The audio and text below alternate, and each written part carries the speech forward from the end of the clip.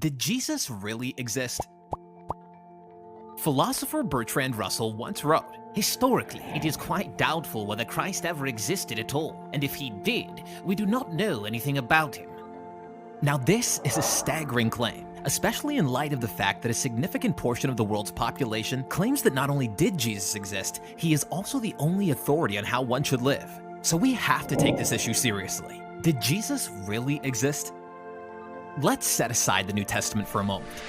What can we learn about Jesus just by studying history? As it turns out, the ancient Roman historian Tacitus, who's been referred to as the ancient world's most distinguished historian, records one of the most significant events in Jesus' life. He writes that Jesus was crucified under the Roman governor Pontius Pilate. At the time, history was usually only written about kings and other important people. Jesus' career to that point was that of a traveling preacher and healer in a backwater province that Rome didn't even care about. So the fact that Jesus is even mentioned at all is staggering. Additionally, this is the only historical mention of Pilate, so the fact that he is linked with the death of Jesus is particularly significant. We also have the account of Flavius Josephus, a Jewish historian employed by Rome shortly after the time of Jesus. In his works, Judean Antiquities, the following historical facts about Jesus are affirmed.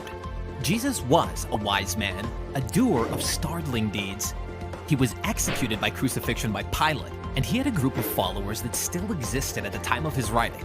Again, the fact that Jesus gets so much airtime is astounding, given that both Jews and Romans hated Christianity. Neither Tacitus nor Josephus had any incentive to record anything about Jesus, unless it was actually true. There are tons of other non-Christian historical references to Jesus, including the facts that Jesus was executed by the Jews. When Jesus was executed, an unusual darkness covered the land, and that Jesus was crucified on the eve of Passover. So just by studying historical references of Jesus, we can learn that Jesus was a Jewish teacher, he performed healings and exorcisms, he was rejected by the Jewish leaders, he was crucified under Pontius Pilate in the reign of Tiberius. His followers, who believed he was resurrected, grew massively in numbers and spread out geographically all the way to Rome by AD 64. All kinds of people from the cities and countryside, men and women, slave and free, worshipped him as God by the beginning of the 2nd century.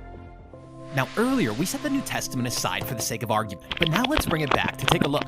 The history we just studied corroborates what's found in the New Testament, so it's worth wondering, should the New Testament also be considered historically accurate?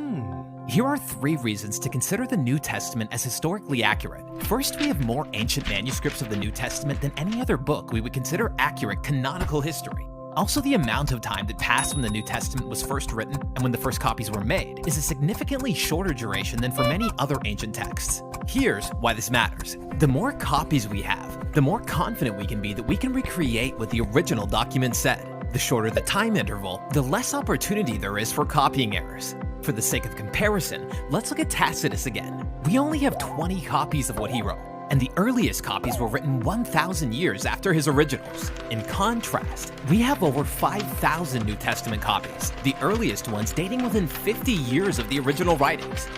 So, if we consider sources like Tacitus to be historically accurate, it's reasonable to consider the New Testament historically accurate as well. Secondly, the New Testament has repeatedly been proven true where it mentions historical facts. Archaeological discoveries have confirmed many references made in Luke's writings. For example, he correctly refers to Philippian rulers as praetors rather than duumvirs. He correctly places the city of Iconium in Phrygia, not in Lycaonia, as Cicero states. And he correctly identifies the Corinthian proconsul that encounters Paul as Gallio. Therefore, if the New Testament is true in these historical facts, it's reasonable to think it's trustworthy in other regards as well, such as its mentions of Jesus. Thirdly, the New Testament records many incidents that could potentially damage the reputations of early disciples of Jesus. Potentially scandalous or harmful things like Jesus calling Peter Satan, or the fact that the disciples constantly misunderstood who Jesus was and what he was about. There's no reason for this content to be included, unless the authors wanted to record what actually happened. Back to the root topic, Bertrand Russell says there's no evidence that Jesus existed. Historical and biblical record offer evidence that, well, he did. So, did Jesus really exist? If we're going by researched evidence, then it seems pretty clear.